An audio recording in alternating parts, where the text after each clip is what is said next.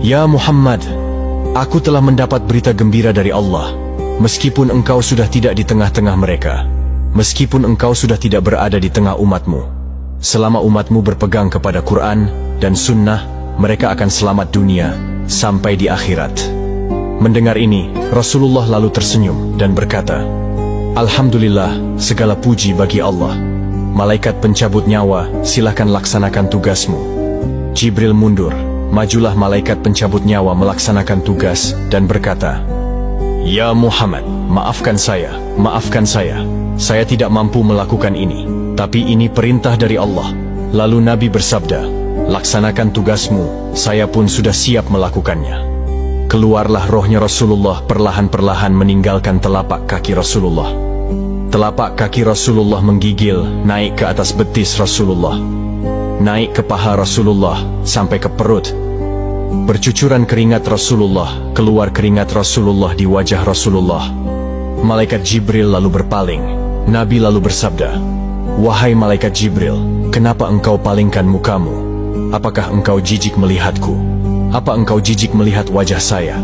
Jibril bersabda, Ya Muhammad, ketahuilah demi Allah yang menguasai segala-galanya, tidak aku jijik melihat mukamu ya Muhammad. Aku tidak tega melihat engkau menghadapi sakaratul maut. Aku tidak mampu melihat engkau menghadapi sakaratul maut.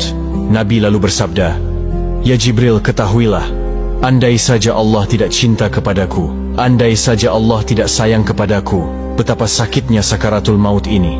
Tapi aku mohon kepada Allah, Ya Allah, jangan engkau timpahkan sakitnya sakaratul maut ini kepada umatku.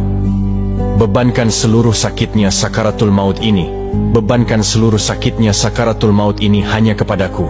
Jangan engkau berikan kepada umatku, Ya Allah. Begitulah cintanya Rasulullah kepada kita. Perlahan-lahan sampai ke tenggorokan. Sampai ke tenggorokan ruh Rasulullah, habis menggigil seluruh badan Rasulullah, ditinggal rohnya. Lalu di penghujung bibir, beliau mengucapkan, Pelihara solat kalian, pelihara solat kalian, pelihara solat kalian. Yang kedua, Rasulullah berpesan, pelihara wanita di antara kalian, pelihara anak-anak gadis kalian, pelihara istri-istri kalian.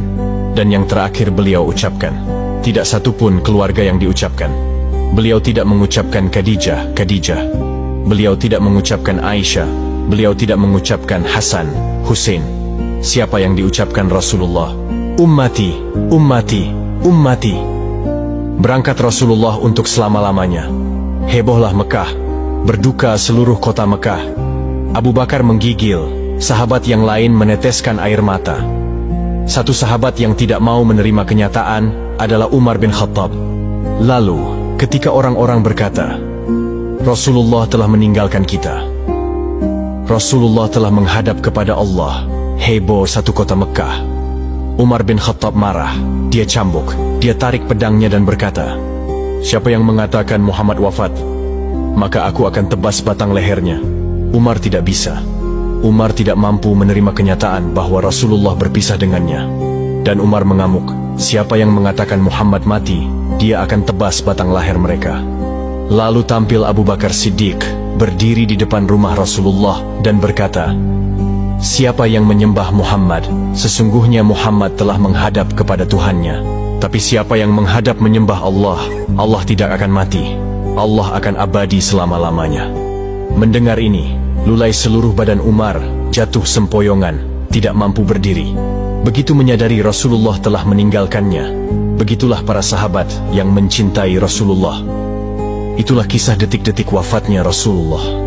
Bagaimana cintanya Rasulullah kepada kita umatnya? Apakah sebanding dengan kita mencintai Rasulullah?